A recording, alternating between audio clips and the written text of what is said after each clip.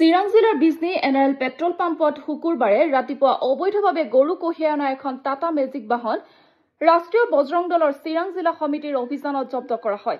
ভাওৰাগুৰিৰ পৰা ডাঙাইগাঁও অভিমুখে গৈ থকা টাটা মেজিকখনৰ নম্বৰ AS26AC 3029 খনৰ পৰা মুঠ 7টাকৈ গৰু জব্দ কৰে বজৰং দলে। পিছত আৰক্ষীয়ে গৰু ভৰ্তি টাটা মেজিকখন আটক কৰে। টাটা মেজিকখনত থকা মুবাৰক মিয়া আৰু ৰকিবুল আলীক আৰক্ষীয়ে আটক কৰিছে। ৰাষ্ট্ৰীয় বজৰং দলে কয়, যাৰ নেতৃত্বত গৰু সিন্ডিকেট বিজনেছ চলিছে অতি সোনকালে গ্ৰেপ্তাৰ কৰিব লাগে বুলি হুংকাৰ প্ৰদান কৰে। News desk report NR24। আমি ৰাষ্ট্ৰীয় বজৰং দলে কালি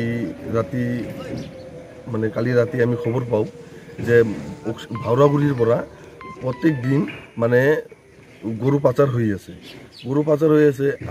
আমি জানামতে চৰকাৰে কৈছে যে গৰু বিজনেছটো বন্ধ আৰু গো মাংসটো নিষিদ্ধ কৰিছে, কিন্তু আমাৰ অসম চৰকাৰৰ নাকে তলেদি এইটো বিজনেছটো যে চলি আছে, এইটো আমাৰ অসম চৰকাৰে কি কৰি আছে?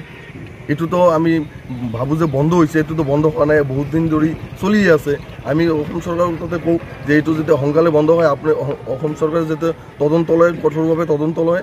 আৰু আমি ভাওৰাগুৰিৰ কালি ৰাতি ৰাষ্ট্ৰীয় বজৰং দলে কালি ৰাতিৰ পৰা তিনিটা গাড়ী অহা কথা আছিল, এটা গাড়ী আমি ধৰছোঁ আৰু দুটা গাড়ী পলাইছে। তো গৰুৰ ভিতৰত গাড়ীৰ ভিতৰত আছে সাতটা গৰু আছে, তো দুটা বাছুৰ আছে। তো আমি এইটো ধৰছোঁ, ধৰি আজি আমি বিজনী আৰক্ষীক ফোন কৰিছোঁ। বিজনী আৰক্ষী আহি আছে, বিজনী আৰক্ষী তাতে গোটাই দিম আমি।